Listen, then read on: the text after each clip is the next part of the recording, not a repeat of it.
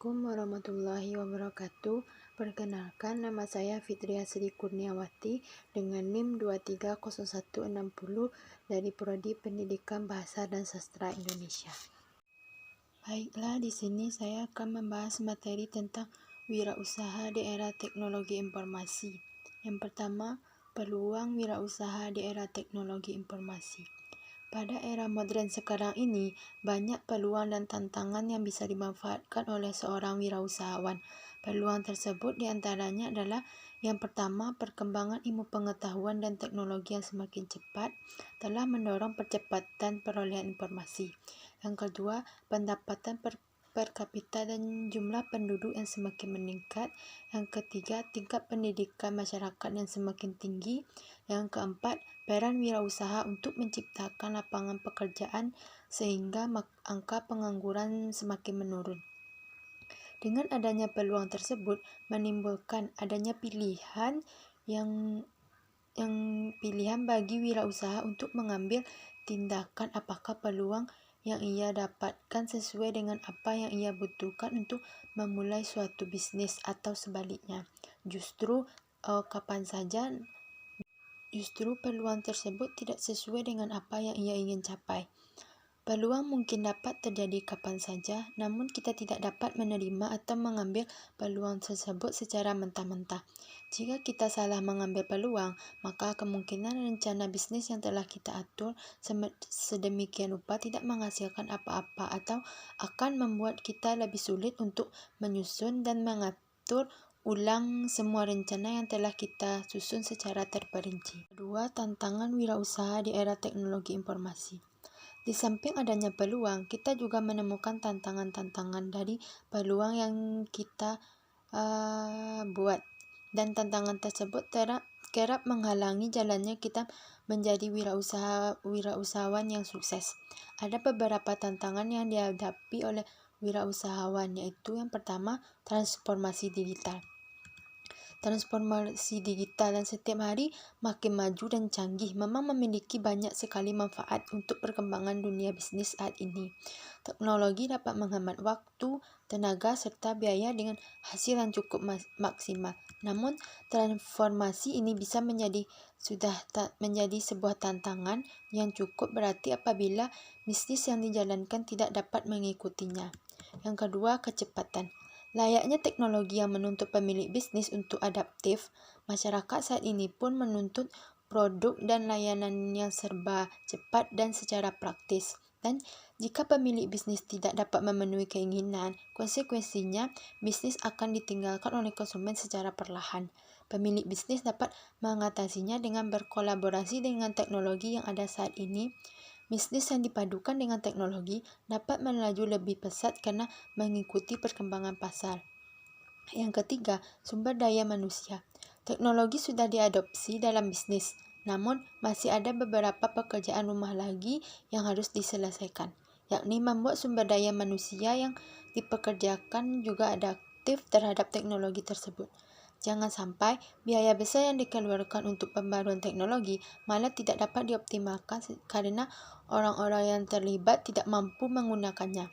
Sebuah bisnis yang ingin berjalan secara profesional dan berkembang butuh merekrut sumber daya manusia yang memiliki kemampuan yang mencukupi. Selain itu, pemilik bisnis juga sebaiknya memberikan pelatihan tambahan serta melakukan upgrade terhadap keilmuan secara berskala untuk menyesuaikan dengan perkembangan ilmu pengetahuan dan teknologi. Yang keempat, masyarakat yang senantiasa berubah.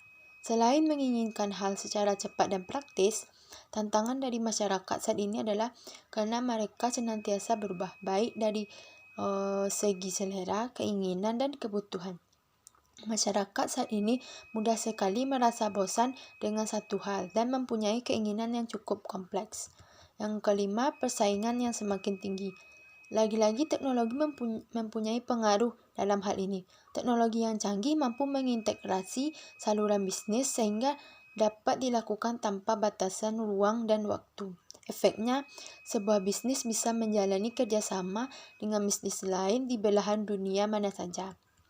Yang terakhir, kurangnya dukungan pimpinan bisnis.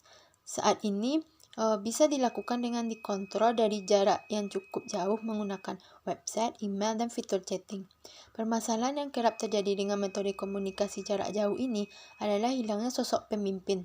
Pemilik bisnis kerap berkomunikasi dengan karyawannya mengenai hal-hal yang berhubungan dengan bisnis.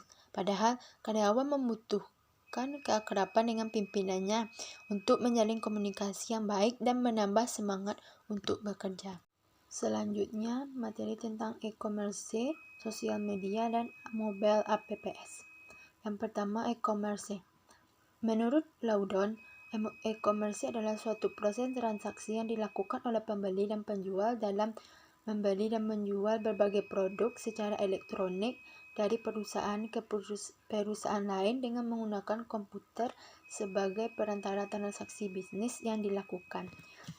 Sedangkan menurut David Baum, e-commerce adalah suatu transaksi merupakan satu set dinamis teknologi, aplikasi, dan proses bisnis yang menghubungkan perusahaan, konsumen, dan komunitas tertentu melalui transaksi elektronik dan perdagangan barang, pelayanan, dan informasi yang dilakukan secara elektronik.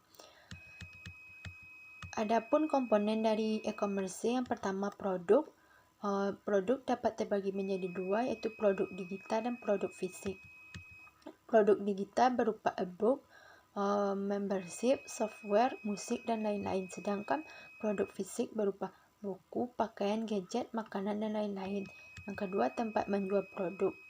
Yang ketiga, cara menerima pesanan. Yang keempat, metode pembayaran. Beberapa metode e-commerce pada umumnya menggunakan transfer via ATM, kartu kredit, COD, dan e-payment. Yang kelima, metode pengiriman. Pengiriman ini berupa jasa pengiriman barang seperti JNE, TKI, Pos Indonesia, dan lain-lain. Yang keenam, customer service. Layanan pelangganan merupakan komponen yang sangat penting dalam operation e-commerce. Aktivitas ini umumnya dilakukan melalui email, formulir online, VAQ, telepon, chatting, dan sosial media. Yang kedua, sosial media. Sosial media juga diargumentasikan sebagai media yang tepat bagi pemasaran karena kemudahan pada aksesnya. Dengan menggunakan media sosial, baik melalui blog, sosial networking, Facebook, dan Instagram, merupakan langkah strategis dalam memasarkan sebuah produk. Selain dapat mengurangi biaya promosi, media sosial juga memiliki jangkauan yang lebih luas dan mudah diakses dalam mempromosikan produknya dibandingkan dengan memasarkan secara konvensional. Yang ketiga, mobile apps. Mobile apps atau aplikasi mobile adalah aplikasi yang dibuat untuk smartphone dan dapat diinstal dan dioperasikan di smartphone atau tablet di berbagai platform, diantaranya adalah iOS, Android, Windows Phone, dan BlackBerry.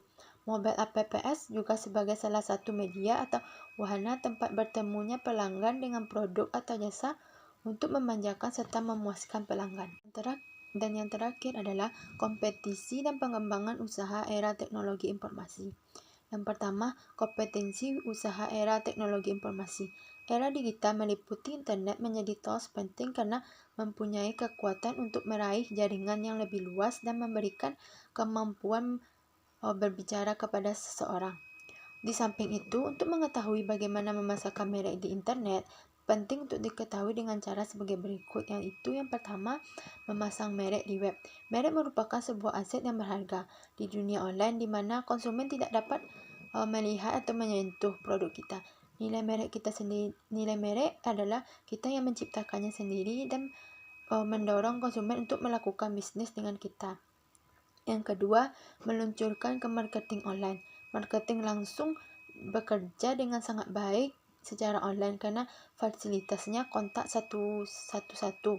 Marketing langsung di internet mempunyai keuntungan utama karena membuat organisasi dapat meraih hasil dengan mudah dan memperoleh umpan balik dengan cepat. Dalam melakukan persaingan bisnis, kita perlu menerapkan berbagai strategi yang baik supaya usaha kita akan dikenal banyak orang dan semakin sukses ke depannya. Yaitu strateginya meliputi yang pertama, meningkatkan operasional bisnis, promosi inovasi bisnis, mengikat supplier dan pelanggan atau berhubungan langsung dengan pelanggan dan supplier, meningkatkan barriers to entry, membangun strategi platform teknologi informasi, membangun strategi berbasis informasi. Yang kedua, pengembangan usaha era teknologi informasi.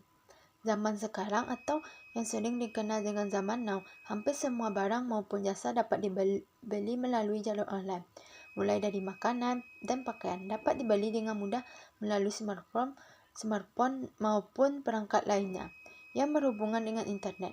Beberapa pedagang memilih untuk ikut melalui versi online-nya dari bisnis yang sudah berjalan untuk memfasilitasi konsumen dengan berlaku sebagai pick up spot untuk mengambil barang dari transaksi online.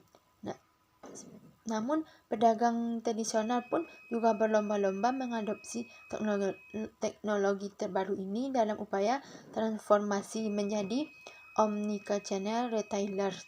Untuk menjadi omnichannel retailers yang baik, korelasi yang selaras antara satu channel dengan yang lainnya sangatlah penting.